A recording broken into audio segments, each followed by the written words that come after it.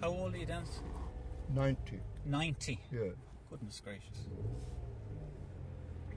The youngest man I ever knew. We're driving along Bird Avenue. That's right. On my right is Mount St. Mary's, which back in 1980, when I entered the Marists, was the seminary. And you just told me, Dennis, it's not a seminary anymore. Oh, it hasn't been for a long time. No, it hasn't been. And the main chapel is only used on special occasions, you know.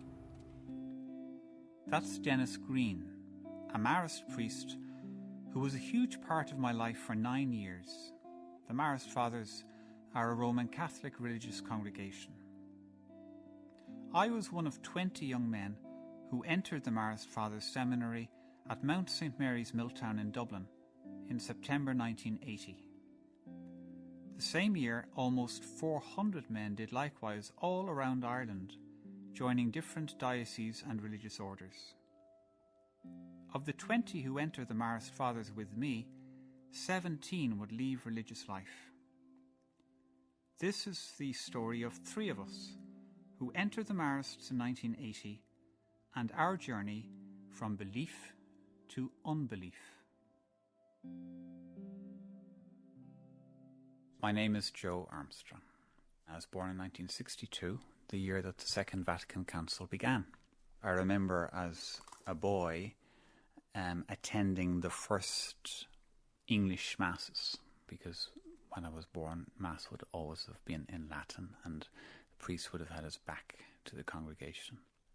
I'm of that vintage. My friend John O'Sullivan and I were in the same class in secondary school.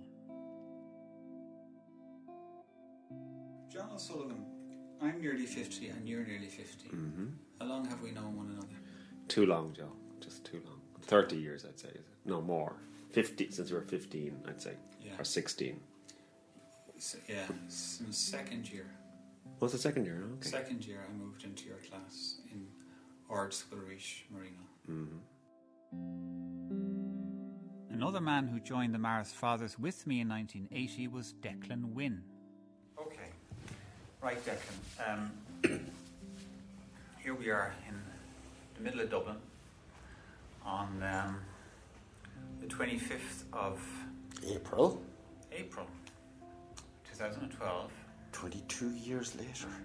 22 years since Our novitiate, isn't it? 1980? No, 32. Yeah. Wow. Yeah. Wow. Yeah. You're older than you thought. Oh, that one I can guess. I was 50 last week. And I will be 56 this summer. You're born not only into a culture, not only into a society, but into a family. All of those influences are there. And you absorb it, you pick it up. It's just there as a given, you don't question it.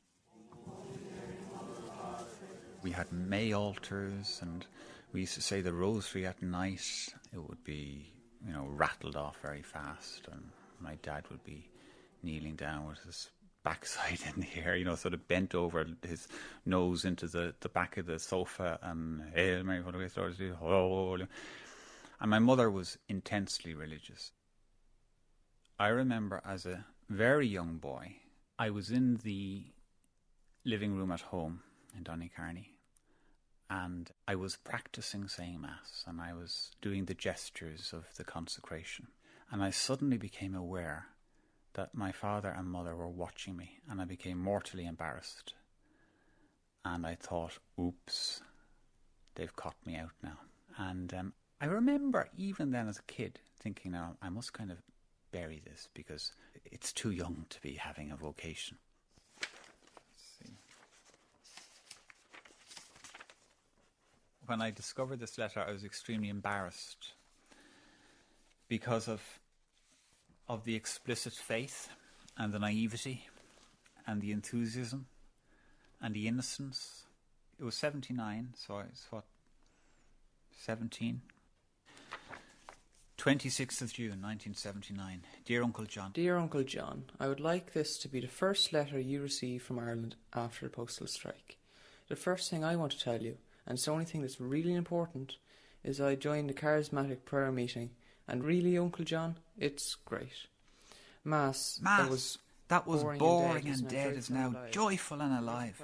The risen Christ is seen so often. Not sure what I saw, but there you go. 4 weeks ago, I joined our own parish meeting, and I've been going for months to the one in our Please, school. Uncle John, pray for him too. And for all others who are starting to know, not about Christ. Starting to know, not about Christ, but to actually know him. Please, if you have a minute, pray for me too. God is alive. Jesus is Lord. Isn't it wonderful? Oh, sure, I always knew with my head that Jesus was God, but now it's with my heart. I hope I'm not being hypocritical. The enthusiasm, the excitement seems false.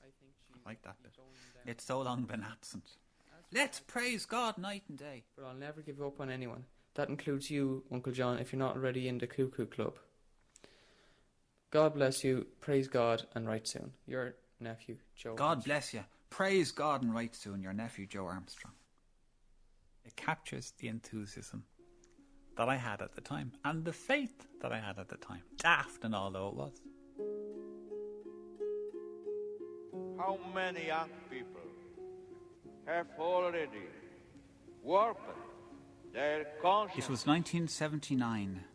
and have The substituted Pope was here. the true joy of life with drugs, sex, alcohol. I was intoxicated by the charismatic renewal. I was 17 and I decided I wanted to be a priest. Young people of Ireland, I love you. I remember then going to the vocations director. I remember him saying, many souls will be saved through your ministry. And it absolutely blew my mind because it was like a confirmation of my vocation. If somebody asked me, well, what would you do if you weren't a priest? I couldn't think. That was it. It was the only thing I wanted to do because it was the only thing that made sense. And who needed a wife or children or a house or a job? That all seemed very boring when you were an adolescent and you had a sense of thrill and setting off on an adventure following Jesus.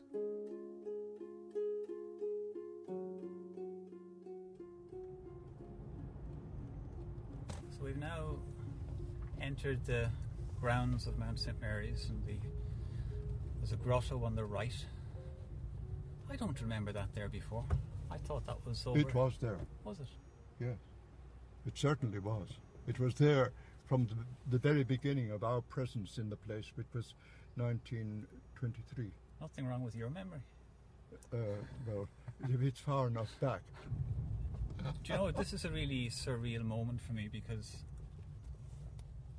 it is 32 years since I first walked on my own out. There was an open day for young men. Oh, yes. Is that so? Yeah. The door of the seminary that is now open.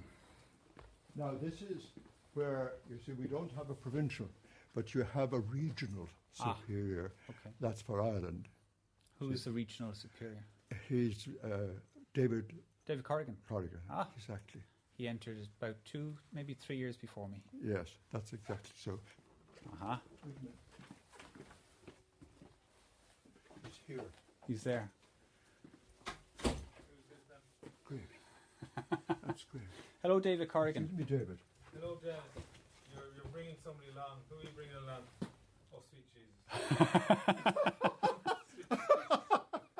I even recognise him with all the gear on you. How are you? Forgive the left hand. David Corrigan. Is this been filmed and recorded? At the You minute? are being recorded. Oh, sweet Jesus. You can put that Well, that's all right. No, it's all right. Just keep it up. And Yes, Joe, what are you doing? I'm just doing a little documentary about my experience of starting out in life a believer Oh, yeah. and no longer being a believer. Okay. And it's interesting to meet you guys who are still believers. Oh, yeah. How do you know? Good point. And believers in what? And practicing what? Well, very good questions. These are very good questions. My old pal John O'Sullivan and I had not only gone to school together, we also went to prayer meetings together, and we joined the Marists on the same day. Yeah, I'd always been a sort of religious-y type of guy. I'd been an altar boy, and I remember having been really touched by old religious rituals, that there was a ooh factor in them.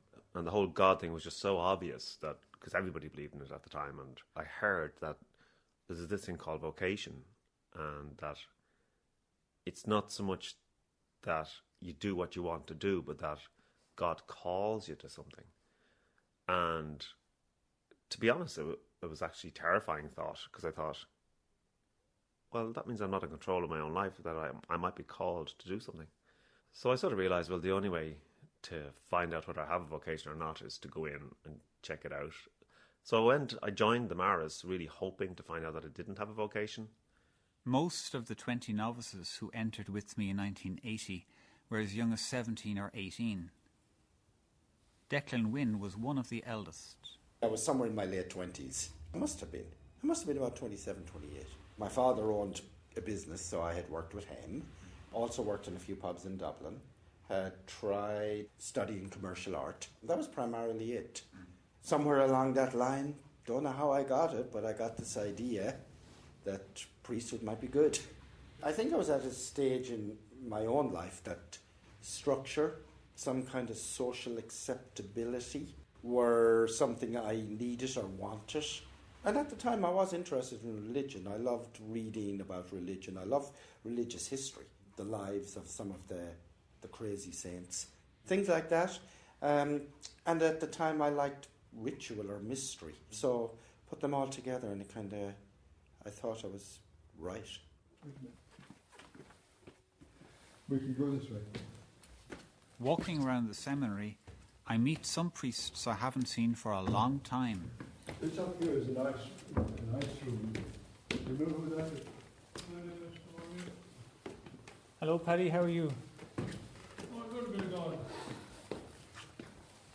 Armstrong. I've seen you for a few years. Paddy Jerusalem Byrne. How are you? Yes. I'm recording Dennis. Dennis wants to sing. Well, give us warning.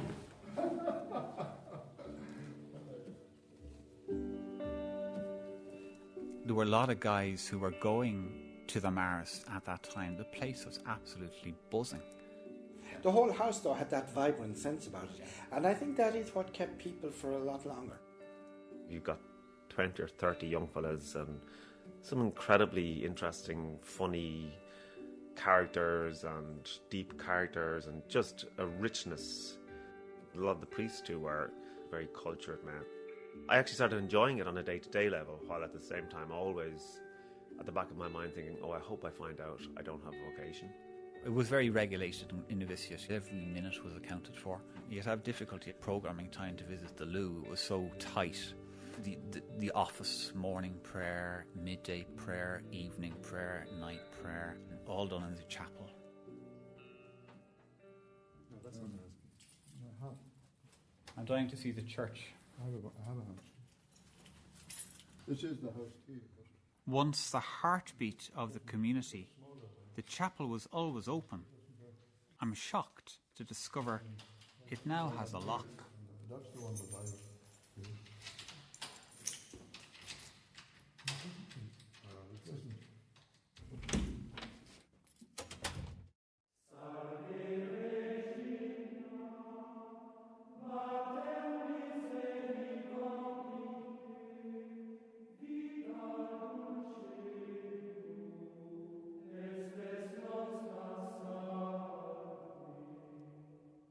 We enter the vestibule at the back of the chapel, where we used to gather at night after night prayer.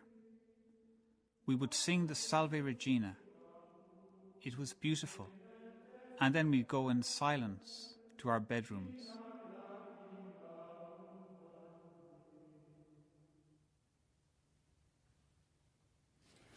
So we're walking through to the sanctuary of the big chapel. Ooh! Ah, you see what's gone? So the choir, a wall has been built over the choir. Yes, behind that there's the library and the archives. A big chapel. Unused nowadays. It's interesting because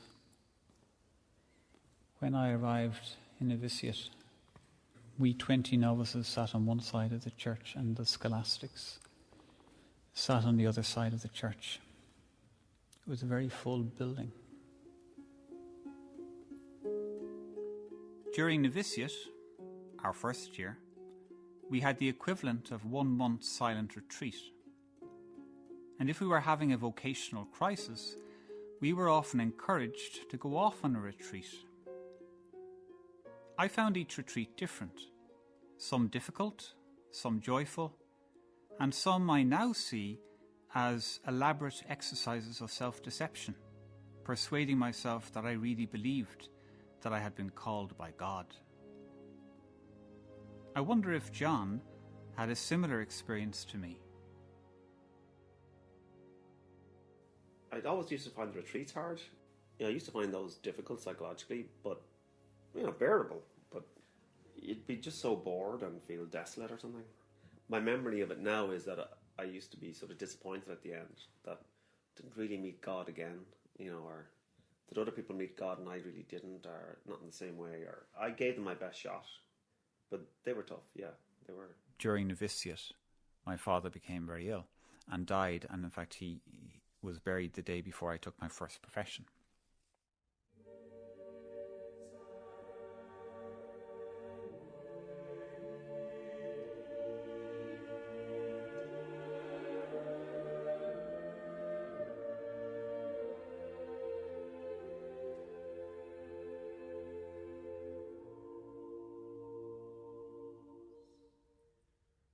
You were with me when my father died. That's right. I remember that very, very clearly. And I remember his opening his eyes just before he died. Yeah. To me, he opened his eyes and he looked so much like you. It was beautiful, actually. So you've been around at very important times. Apparently, for better or worse. For better or worse. For better.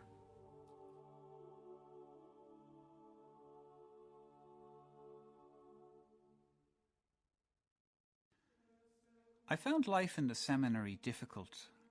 I struggled with celibacy and obedience, and I often doubted the existence of God. By February 1983, 5 of the 20 from my novitiate had left. Each departure always brought it back to myself. Why am I still here? One of the biggest shockers was when a priest who was on the formation staff left. And I remember the superior of the time coming in and telling us, "I have really bad news for you." And then telling us that this priest had left the priesthood and religious life. And we were gobsmacked. It was just coming up to the renewal of our vows, and that was a bombshell. There were struggles, there was struggling with your sexuality, and living celibately is quite difficult, especially in your 20s and 30s when your hormones are sort of raging, and so that was very difficult. And you'd be lonely as well, because I was very scrupulous and had been brought up in that old style of Catholicism. I was very aware that sexuality was a very murky affair altogether, that you had to be really careful around your sexuality, and that masturbation, for instance, was a mortal sin, and that sex is for marriage. And so I would have had a very frightening approach to sexuality. For all those years living in a house with 30, 40 other guys does not foster a lot of independence. It fosters more a sense of dependence and isolation in one sense. A search warrant for a romantic fiction. Boy, did we ever get romantic fiction. Brother, did we ever... In 1985, the Gay Byrne Show ran a competition to write romantic fiction. One that we have put a hot tip on is a story written by Michael Hayden from Donecarney. Take a listen to this for controlled passion. Under the pseudonym Michael J. Hayden, I entered the story of a young seminarian kissing a woman in France, which caught the imagination. May I kiss you? I asked, when not to have asked would have been to ignore my deepest spirit. We kissed, and several times again we kissed. They didn't know that my fiction was actually true. Her tender lips remained pressed against mine.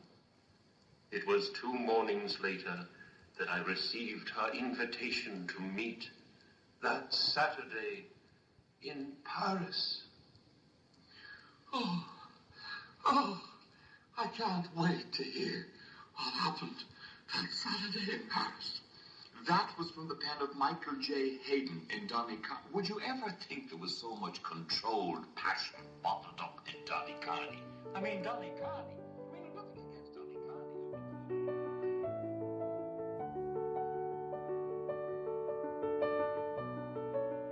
Obedience is about submitting your mind to another person, believing that the other person's view is God's view. In fact, if anything, I probably found obedience harder than celibacy.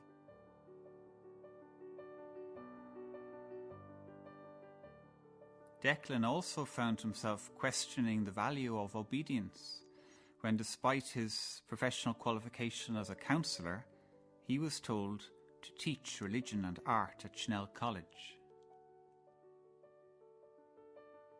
I really wanted to work in counselling, and I was told there was nothing for me. And I had said from day one, I had said I would not teach. And I did not want to be a teacher, and guess what?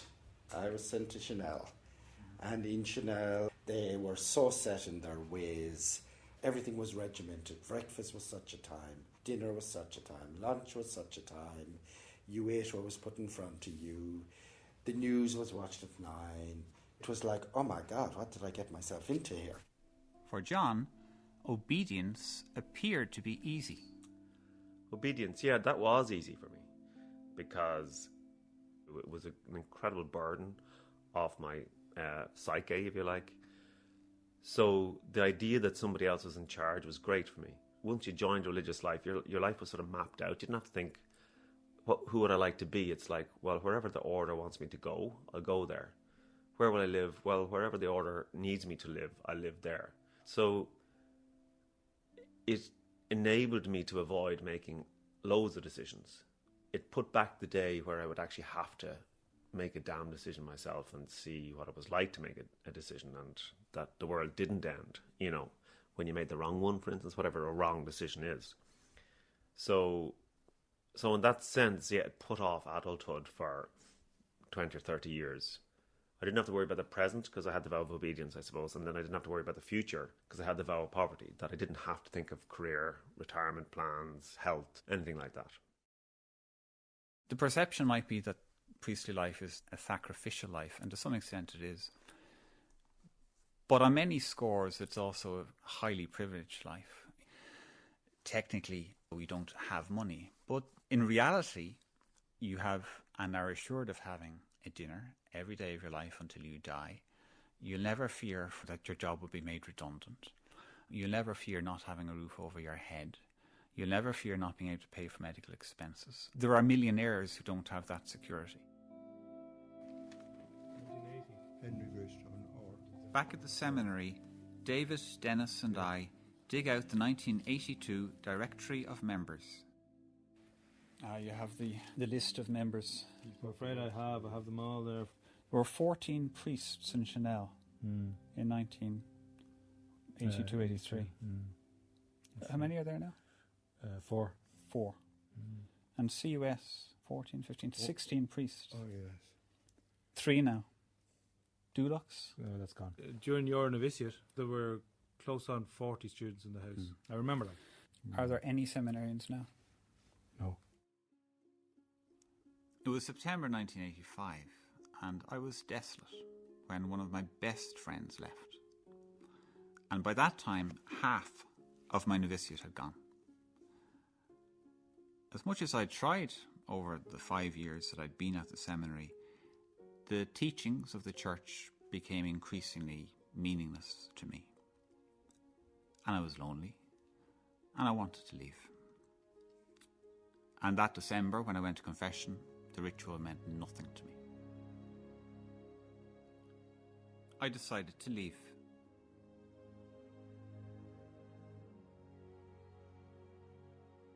I'd spent the night in tears, and I told him, I said, Dennis, I'm going, I've decided.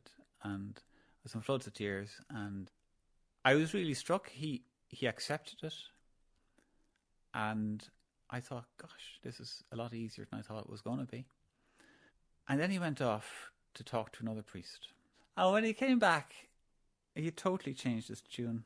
He said, we'd like you to wait a while. On the one hand, I'm flattered because he doesn't want me to go. And on the other hand, I'm been pulled back having made my personal choice to leave. Another priest interviewed me and said, well, you know, if you go, you're leaving against our advice. And therefore, if you subsequently decide it was the wrong decision, you probably wouldn't be let back. I wasn't strong enough to leave then. And I did kind of cave in. And I think, I really don't think that was good for me. Because I then lost confidence in my judgment, in my decision-making ability. And then it meant that it was even harder to leave when I finally left. Because I was so wary of even telling some priests in case I would be sucked back in again. In the seminary, I discussed that time with Dennis. I know it's a long time ago, but do you remember it at all that time? I mean, it's a long, long time ago. And I would have gone. If you'd been asked to. No, I had decided to. Yeah. And at the time, you were dead against it. Was I? Yeah. I don't remember that. Yeah. And I did change. I don't remember having any reason for being dead against it. Yeah. I don't know. I don't remember that, no. Well, it's a very long time ago, you know. Well, it's not so long ago, but it's a lot of other people. Yeah, met a lot of other people and a lot of other cases. I remember you saying it was December, and I had come in mid-December to say that I had finally decided to leave. And I remember you saying on Christmas Eve, you know, that the Society of Mary was a work of God. And, you know, that it was a religious vocation and so on. And, yeah. Yes. It certainly swayed me a lot. Yes, you know. yes. Yeah. And I just wonder, I know you can't remember, but, you know, with the benefit of hindsight, it probably would have been better to let me go at that time, you know. Which isn't to say I didn't learn a lot by staying. I did, you know. Yes, I'm sorry about that. I did. But I don't remember. I haven't any. You don't remember? No. Yeah. John also found that his faith was eroding. I struggled to make final profession. My moving out of faith journey was very, very gradual. My brain was always very scientific and questioning, and gradually even the heart began to say, well, maybe there isn't a God, and does God make sense? And then I had quite strong experiences of, say, my sister dying of cancer. I couldn't spoof her. I couldn't say things that I didn't really believe in. Me and Sunday Mass, yes, I just always went, and the idea of not going was quite fearful for me in terms of it could be a mortal sin.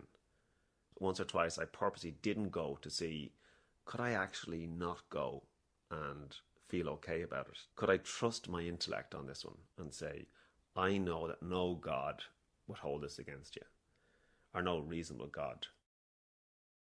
I had 20 counselling sessions with a woman counsellor, and it was an astonishing experience. It was just amazing and a real privilege and life-changing. And I never cried so much in my life. It was quite phenomenal. My God, I remember that time was so hard. So hard. I'd be asking different people for their view. You know, did they think I had a vocation? I asked a provincial, I asked a superior, I asked a spiritual director. And The counsellor was so good. She was just brilliant. And I remember she played a trick on me once and she said, "I don't believe you have a vocation." And I looked at her aghast because I thought this was meant to be non-directive counselling. And she could see I was shocked. And then she said, "I believe you have a vocation." Then I twigged it. She was playing a game and she was making the point that it didn't matter what anybody else said or thought. Only I and I alone could make this judgment. But maybe it took 9 years to learn that lesson, that I needed to decide for myself. And I had to learn how to do that in order to leave the Marsons. It was 4 years after I made that life-changing decision for myself that Declan, by now ordained, was feeling the strain of being forced to do the job that he had never wanted, teaching. It forced me against a brick wall, kind of really forced me maybe to think of something that was there the whole time, but really was, do I want this life for myself? So I found a spiritual counsellor and a psychologist, and I went to the two for practically a year, and I made up my mind to take a year off after that. And took the year off and never went back. And I think I knew the day I was taking the year off, I wasn't going back one way or the other, but I was determined to be true to myself. And to stay would have been contradictory, so I felt I had to leave. Once I had actually said I was taking a year out, I heard more stories from other older priests saying, if it wasn't for my age now, I wouldn't be here. Or I stayed until my mother died and then it was too late. Or, I wish I had your courage. And I actually was very surprised at the number of them that did say that to me. And that made me even feel, A, I'm doing the right thing, but B, sad for those that didn't do it.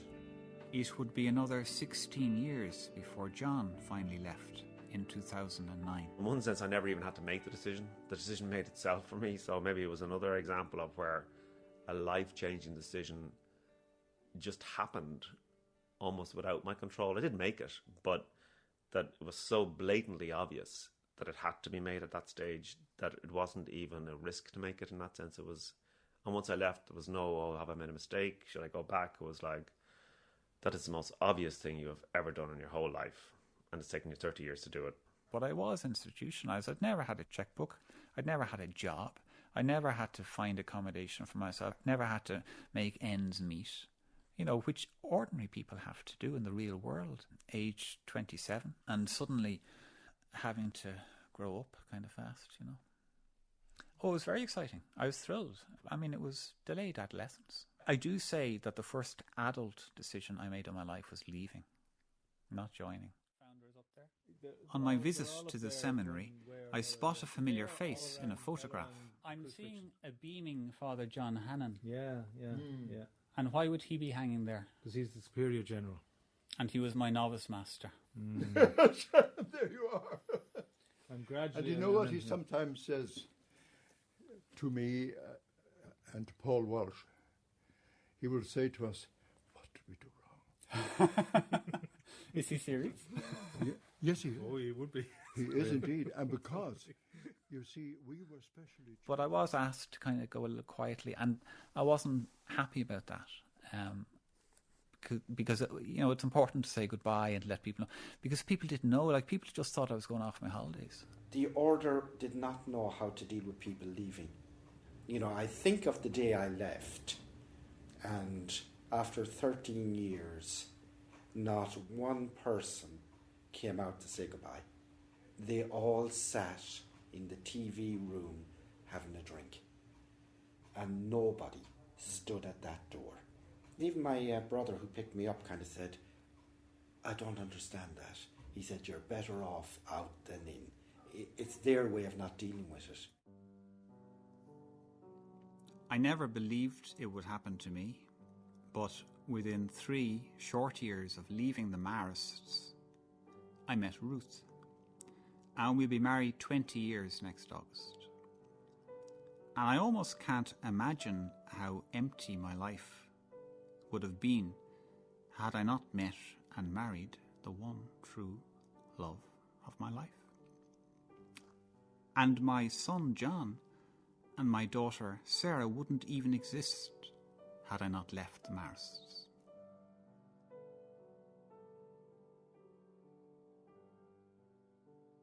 My biggest scare when I was leaving was, what on earth can I do?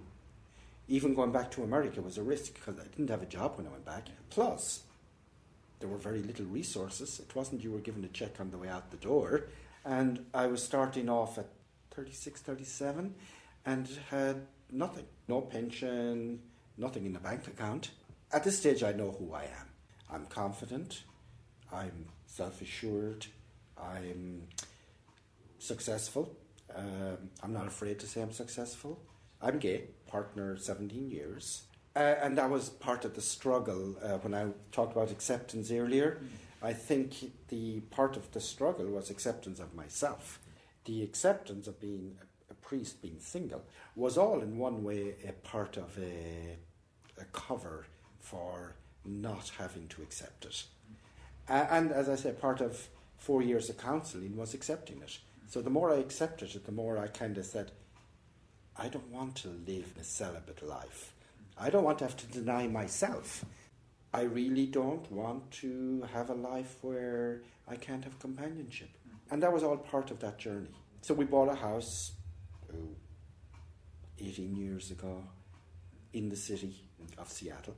And now I am one of 2 clinical directors of a large agency for mental health, chemical dependency, employment and housing. I also paint. I do a lot of watercolours as another way of relaxing, and I enjoy travelling. So, looking back now, are you happy to, you see yourself as an unbeliever? Oh, most of the time I do. Yeah, I'm not a strident unbeliever, but I'm more like, feck it, there's nothing out there. It's a real pity, but there just isn't. And that's a pity, you know, because you think, well, ultimately, when you die, that's it. You know, so for me, it's not like, yippee, I've been released from anything bad or necessarily psychologically damaging, but just the hope that I had, or a dream that I had, is now no longer tenable. I just can't dream it anymore.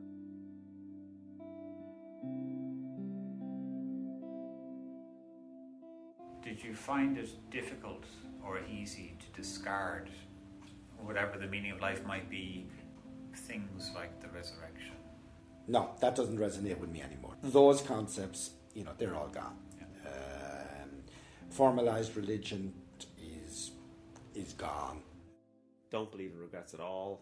That I really enjoyed my time in the Marist. That the people are fantastic, and I mean they're human as well and everything. But you know, the experiences that I've had that I would never have had otherwise. If I regret anything, I regret going so far, so long.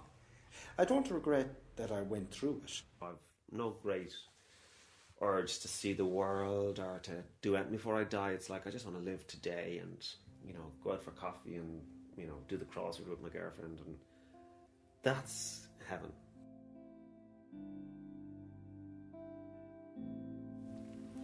Yeah, no, I mean, I still feel a great affection for you and for the Marists. Oh, yeah.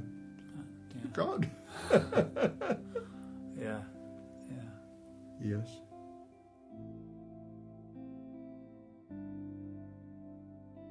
I was very struck at what I sensed was your sadness that so many of us had left.